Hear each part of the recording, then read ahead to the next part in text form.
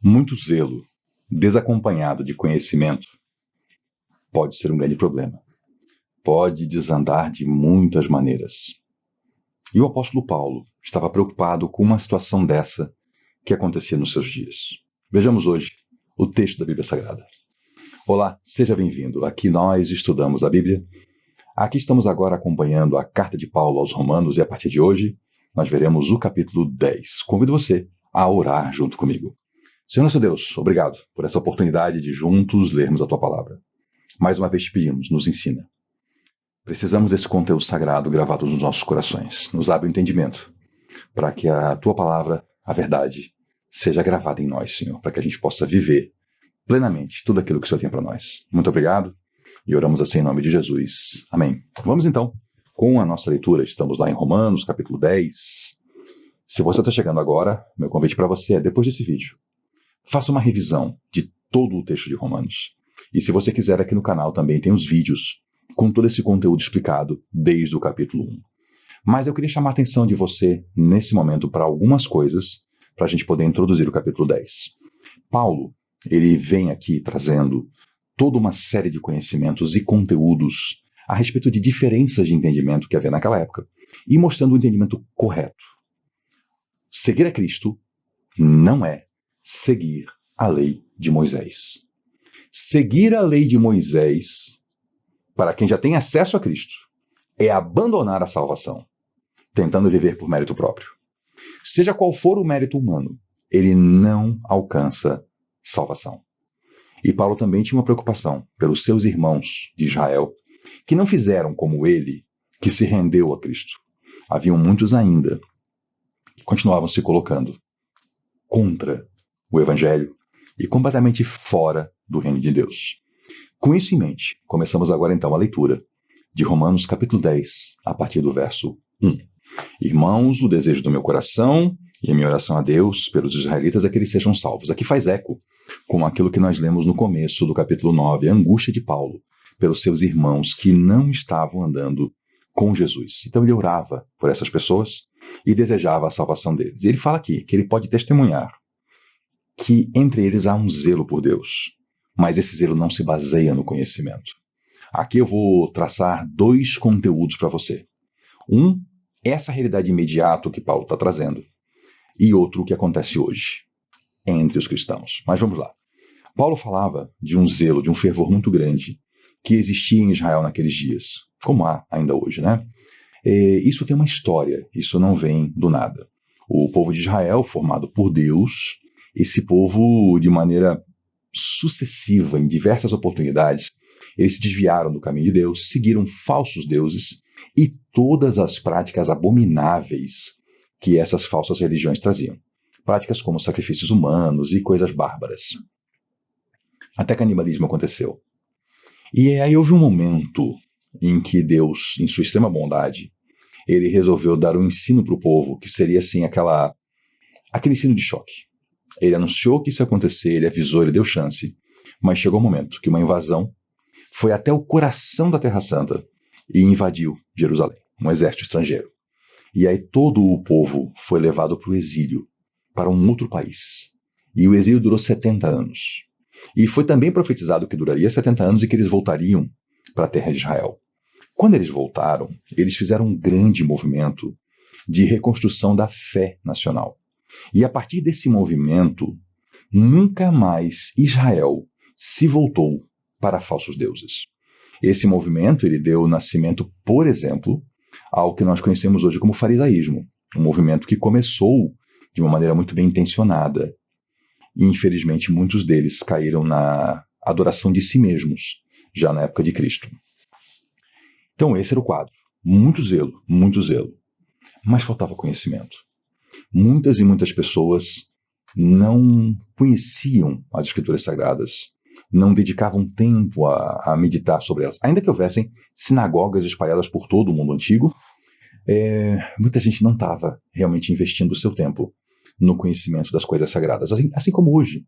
Hoje nós temos pessoas no meio cristão, mas com zelo, um fervor, e que falam coisas absurdas, que são contrárias à palavra de Deus. Pessoas que, por não terem conhecimento e por não buscarem esse conhecimento, estão aí dizendo coisas que não se deve dizer. E eu não estou falando de uma pessoa, vou aqui dar um exemplo, né? Uma pessoa que seja analfabeta, que não sabe ler a Bíblia, que não consegue. Eu estou falando de gente que é escolarizada, que vive no meio urbano, que tem acesso à Bíblia em texto, em livro, em material eletrônico, tem acesso à Bíblia em áudio, tem acesso a estudo bíblico, poderia se dedicar, mas prefere seguir superstições. Quem não conhece, quem que anda no meio cristão que não conhece cristãos, que tem até faculdade, pós-graduação, e que são completamente supersticiosos, não estudam a Bíblia Sagrada, mas é só falar que tem um vidente, um sapatinho de fogo, um profeta, que eles andam um dia inteiro para achar essa pessoa e buscar uma profecia para suas vidas. Enquanto que a grande profecia está aqui, ó, expressa com todo o conteúdo para nós. Então, muitos hoje têm muito zelo, mas não têm conhecimento. E isso não é nada bom. Mas voltando a falar do que Paulo fala aqui a respeito dos israelitas. Porquanto, ignorando a justiça que vem de Deus e procurando estabelecer a sua própria, não se submeteram à justiça de Deus. Como assim? A justiça que vem de Deus, ela não é a lei de Moisés. Ela é Jesus Cristo. O termo justiça, aplicado aqui no contexto de Israel, ele era entendido pelos judeus e ainda é entendido, não como algo ligado a poder judiciário, não como algo ligado a sentenças de certo e errado, mas a prática de vida. E aí existe uma justiça, que é a justiça divina, novamente não estou falando aqui sobre sentenças, mas sobre tornar alguém justo. Como é que o ser humano se torna justo diante de Deus? Essa é a ideia de justiça aqui. Por Jesus Cristo, pelo que ele faz por nós, e nós recebemos isso por fé. No entanto, Paulo fala que esses de quem ele está falando agora, que são os israelitas, e infelizmente muitos cristãos hoje também, eles tentam estabelecer a sua própria justiça. Ou seja, tentam ser justos por ações humanas, conquistar a salvação, e assim não se submetem àquela que vem de Deus. Esse é o erro que pessoas cometem, mesmo pessoas dentro de igrejas, que acreditam que são os seus atos que determinarão uma balança no julgamento final, se a pessoa vai para o céu ou para a perdição eterna. Enquanto que não há balança que possa dar conta dos nossos pecados. Um pecado humano pesa mais do que todas as boas ações nossas. O salário do pecado é a morte. Como obtemos salvação, então? Recebemos de graça. Então não é possível obter uma justiça, desenvolver uma justiça, realizar uma justiça própria. Nós recebemos ela de Deus e vivemos uma vida cristã como resposta a esse amor que nos é revelado. Paulo segue a partir do verso 4, porque o fim da lei é Cristo, para a justificação de todo o que crê. Em português nós lemos lei aqui com um L maiúsculo, porque se refere à lei de Moisés, então não está falando aqui de legislação civil, de lei do país, para não ter aquela bobeira, como eu já vi cristãos que são tão apegados à lei de Moisés, que chegam a dizer a tolice, então se não precisa cumprir a lei, eu posso sair cometendo crimes. Duas tolices, né? Uma, estão ignorando que aqui estamos falando da lei de Moisés. E outra, um cristão falar isso. Não tem amizade com Cristo, não. Não tem interesse em andar com Cristo para cogitar cometer crimes, se não houver uma lei que proíbe. Tá ruim, né? Mas outra coisa muito importante aqui nesse texto. Paulo fala que o fim da lei é Cristo. Essa palavra aqui, fim, ela é a tradução de uma palavra grega, telos. Esse telos se refere não só ao encerramento, mas à finalidade. Então Paulo está escrevendo para a gente que a lei, ela apontava para Jesus Cristo. Então a lei ela foi dada para o povo de Israel como um guia. Nós lemos até em outra porção, já lemos isso em Gálatas também, né? A lei dada como se fosse um aio. Aio era uma figura, uma pessoa que conduzia a criança. Então ela foi um aio, um guia para levar a Cristo. A finalidade e o cumprimento da lei é Cristo. Então é para isso que foi dada a lei. Não faz sentido agora uma pessoa que tem Cristo tentar reviver aquilo que está morto, que é a lei. Paulo também já trabalhou isso aqui. Nós lemos essa ideia, ele fez a metáfora da viuvez, né, que a viúva não está mais sujeita à lei do casamento, porque o marido já morreu. Da mesma forma, nós estamos mortos para a lei de Moisés, porque ressuscitamos com Cristo. Moisés descreve desta forma a justiça que vem da lei. E aqui, quando ele fala vem da lei, também ele mais adiante vai explicar que isso também se aplica a tentativas humanas de ações boas da pessoa, não só dentro da lei de Moisés, mas a tentativa de ser justo diante de Deus pelas próprias ações. Como é que Moisés descreve isso? O homem que fizer essas coisas viverá por meio delas. E aí você talvez possa pensar assim, mas não tem gente que vive dessa maneira? Não, nenhum ser humano. O único foi o Deus feito homem, Jesus Cristo. Só ele viveu dessa maneira. Todos nós pecamos. E aqui você vê que no texto não há uma exceção. Não é a pessoa que viver por essas coisas na maior parte do tempo. Não, é quem fizer essas coisas, viverá por elas. Tem que fazer. Não fez uma vez, caiu. Só que a justiça que vem da fé é diferente. O que diz ela? Não diga em seu coração quem subirá aos céus, e aqui Paulo explica, isso é para fazer Cristo descer, ou quem descerá ao abismo, isso é para fazer Cristo ressurgir dentre os mortos. Mas o que ela diz? Ela quem? A justiça que vem da fé. O que ela diz? A palavra está perto de você, em sua boca e em seu coração. Isto é, a palavra da fé que nós estamos proclamando. Se você confessar com a sua boca que Jesus é o Senhor e crer em seu coração que Deus o ressuscitou dos mortos, será salvo. Você acabou de ler junto comigo um ponto central ao entendimento da salvação. A salvação, veja aqui Paulo explicando, não é por cumprir normas. Muito se engana aquele cristão dos dias de hoje que acha que o cristianismo, andar com Cristo, é pegar uma lista de normas, do tipo pode e não pode, e acertar no cumprimento disso. Não. Sempre que um cristão vem com perguntas do tipo pode isso, pode aquilo, a gente já entendeu que essa pessoa não mergulhou no conhecimento da salvação. Ela ainda está nos rudimentos, achando que salvação é pode e não pode. Aí tem aquele outro também, que Paulo também lida com isso, né? Que vai lá, então pode tudo. Também não entendeu. Porque olha o que Paulo está dizendo. Se você confessar com a sua boca que Jesus é o Senhor e crer em seu coração que ele ressuscitou dos mortos, você será salvo. Confessa o que mesmo? Que Jesus é o Senhor. Ora, se Jesus é o Senhor, Senhor aqui é um significado amplo, é proprietário de escravo, é o próprio rei, é Deus. Bom, se eu confesso que ele é Senhor, como é que pode passar pela cabeça a ideia de um vale-tudo sobre o senhorio de Cristo? Não faz o menor sentido. Então, tanto aqueles que tentam viver a vida por um pode e não pode, quanto aqueles que zombam dessa ideia de salvação, dizendo, então vale tudo, nenhum deles entendeu que ao confessar Jesus como Senhor, eu estou me colocando debaixo desse senhorio. Eu estou dizendo assim, Jesus é o Senhor, quer dizer que eu pertenço a Ele, quer dizer então que, por consequência desse fato que eu assumi como verdade, eu vou andar perto dEle, com Ele, junto com os que andam com Ele, e eu vou buscar com todas as minhas forças viver de um jeito digno de alguém que faz parte do reino dEle. E aí o que mais ele fala? Confessar com a boca e crer no coração que Deus ressuscitou Jesus dentre os mortos. A ressurreição, gente, ela é fundamental para a fé cristã. Não há fé cristã, não há salvação se a pessoa não crê na ressurreição. E existem pessoas, sim, que acreditam que Jesus existiu, mas não acreditam que ele ressuscitou.